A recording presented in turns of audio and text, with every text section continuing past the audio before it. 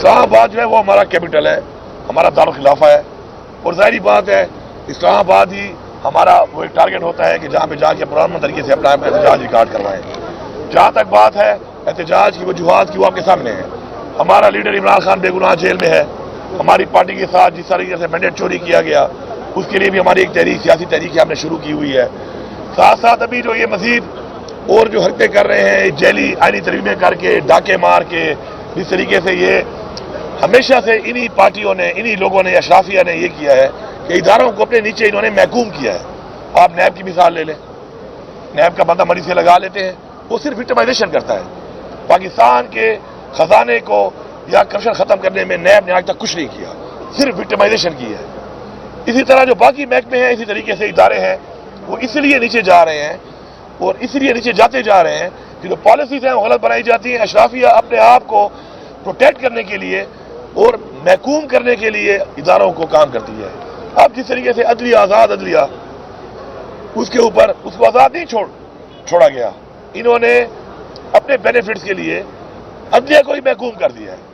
ہم یہ واضح طور پہ بتا رہے ہیں کہ اگر سینئر موسٹ جج کو نہ بنایا گیا چیف جسٹس تو انشاءاللہ ہم تحریک بھی چلائیں گے، ہم اپنا آئینی حق ہے ہمارا، ہم اس کو چلائیں گے۔ باقی جب بات کر رہے ہیں دوبارہ کہ ہم انشاءاللہ دوبارہ جائیں گے، بالکل ہم جائیں گے۔ پہلے عمران خان صاحب کے احکامات تھے کہ ہم نے جا کے ڈی چوک کے اوپر احتجاج ریکارڈ کرنا ہے، ہم وہاں پہ پہنچے، ہم نے بتایا کہ فسطائیت، جبر، زور، پرامن طریقے سے ہم نے احتجاج کرنا تھا۔ انہوں نے ہمارے پہ جبر، فسطائیت، جو کچھ کیا راستے میں پوری قوم نے دیکھا ہے۔ اتنے بڑے بڑے کھڈے، کنٹینر،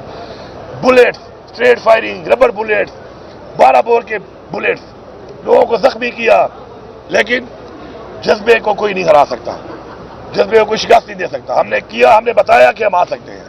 اور ہم نے یہ بھی بتایا کہ ہم پرامن ہیں۔ ہم آگے نہیں گئے اور ہم نے وہ نہیں کیا جس سے کہ نقصان ہو کسی بھی طرف، کیونکہ اس طرف بھی ہمارے بچے ہیں، ان کو ہی پروٹیکٹ کرنا ہمارا فرض ہے۔ اس طرف بھی چاہے پولیس ہے، چاہے رینجر ہے، چاہے آرمی ہے، وہ بھی ہمارے لوگ ہیں، ہماری قوم کے بچے ہیں۔ لیکن ان کو یہ سوچنا چاہیے فیصلہ سازوں کو کہ یہ اس طریقے سے جو حکومت کی مشینری کو، حکومت کے اداروں کو، حکومت کی فورسز کو نہتے لوگوں پہ استعمال کر رہے ہیں، کیا ان کو یہ زیب دیتا ہے؟ یا کیا پاکستان کے آئین میں گنجائش ہے اس کی؟ تو اگر یہ آئین کو توڑیں گے بار بار، یہ بار بار اس طریقے سے جبر کر کے سمجھتے ہیں پیچھے ہٹ جائیں گے، پیچھے نہیں ہٹیں گے انشاءاللہ۔ اس دفعہ جو پلان ہو رہا ہے اور جو پلان میں کر رہا ہوں انشاءاللہ، تو پاکستان کے ہر کونے سے، آزاد کشمیر سے اور گلگت بلتستان سے، ہر جگہ سے لوگ نکلیں گے اور جہاں تک وہ پہنچ سکتے ہیں، جتنا بھی وہ مقابلہ کر کے جہاں تک آگے آ سکتے ہیں وہ آتے جائیں گے، اور جہاں پر بھی رکاوٹ ایسی ہوگی کہ نہیں ٹوٹ سکتی اس کا وہ مقابلہ کرتے رہیں گے، پیچھے سے اور لوگ آتے رہیں گے۔ انشاءاللہ پورے پاکستان کو ہم بلاک کریں گے۔ اگر ہمارے جائز مطالبے عمران خان کو رہا نہ کیا گیا، اگر ہمارا مینڈیٹ ہمیں واپس نہ کیا گیا، تو ہم اس کے بعد ایک فائنل کال جو ہوگی ہماری، وہ کہتے ہیں نا کہ فائنل کال کا مطلب یہ ہے ڈو اور ڈائی، آر یا پار ہوگا پھر،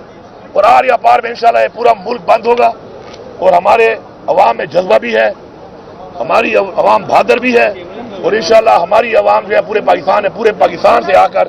انشاءاللہ یہ ٹارگٹ اچیو کرے گی، اور انشاءاللہ ہم اس حکومت کا تختہ الٹنے تک پھر تحریک جاری رکھیں گے۔ جہاد کا اعلان کیا تھا، یہ جہاد کس قسم کا ہوگا؟ جہاد، آپ نے قرآن نہیں پڑھا؟ جہاد کیا ہوتا ہے؟ ہمیں قرآن میں حکم ہے جہاد کا، اور قرآن میں جب ہمیں حکم آیا ہے تو اس کے مطابق ہمارا فرض بنتا ہے کہ ہم قرآن کے حکم پہ عمل پیرا ہوں، اور انشاءاللہ ہم تیار ہیں اس کے لیے۔ اگر ہمیں اپنے ملک کے اندر جو اسلام کے نام پہ ملک بنا ہے اس کے اندر اگر یہ جو جس طریقے سے فرونیت اور بدماشی، آئین کو توڑ کر، قانون کو توڑ کر اپنی مرضی کے اقدامات کریں گے، لوگوں کا مینڈیٹ جمہوریت کا چوری کریں گے، اور اس کے بعد لوگوں کو اغوا کریں گے، لوگوں کے بچوں کو اٹھائیں گے، لوگوں کی فیملیوں کو اٹھائیں گے، لوگوں کے ضمیر خریدیں گے، تو اگر یہ سمجھتے ہیں کہ میں یہ سمجھتا ہوں کہ اگر یہ سمجھتے ہیں کہ ایسے حالات میں ہم ان کو ایسے ہی چلنے دیں گے تو ایسا نہیں ہے۔ ہم پرامن ضرور ہیں، لیکن انشاءاللہ ہمیں جو حکم ہے اسلام میں، قرآن میں، ہم انشاءاللہ اعلان کیا ہے، اس اعلان پہ انشاءاللہ عمل درآمد کریں گے، اور پوری قوم کی سے جان چھڑوائیں گے۔ پاکستان کی معیشت سے لے کر پاکستان کا ہر ادارہ اس وقت انہوں نے تباہ کر دیا ہے، انہی لوگوں کی وجہ سے آج ہمارا ملک یہاں پہنچا ہوا ہے۔ آپ عمران خان کے ٹائم میں دیکھیں دہشت گردی کہاں تھی، ختم ہو گئی تھی۔ جیسے عمران خان کو انہوں نے سازش سے ہٹایا، اس کے بعد دہشت گردی نے جنم لیا، اس سے نقصان کس کا ہو رہا ہے؟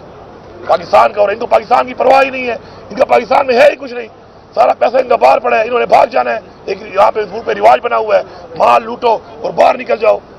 لیکن ہم نے یہاں پہ رہنا ہے، ہمارے بچوں نے یہاں پہ رہنا ہے۔ ہمارا لیڈر عمران خان جو ہے وہ کہتا ہے کہ میں پاکستان میں ہی رہوں گا اور پاکستان ہی ہمارا سب کچھ ہے، تو ہم اس پاکستان کے اوپر کمپرومائز نہیں کریں گے، انشاءاللہ ہم ہر حد تک جائیں گے، ہمیں جانے بھی دینی پڑی انشاءاللہ ہم جانے دیں گے، لیکن ہم ان کو بتا رہے ہیں فیصلہ سازوں کو کہ یہ نوبت نہ آنے دو، اپنے فیصلے ٹھیک کرو، اور یہ جس طریقے سے آپ کر رہے ہو،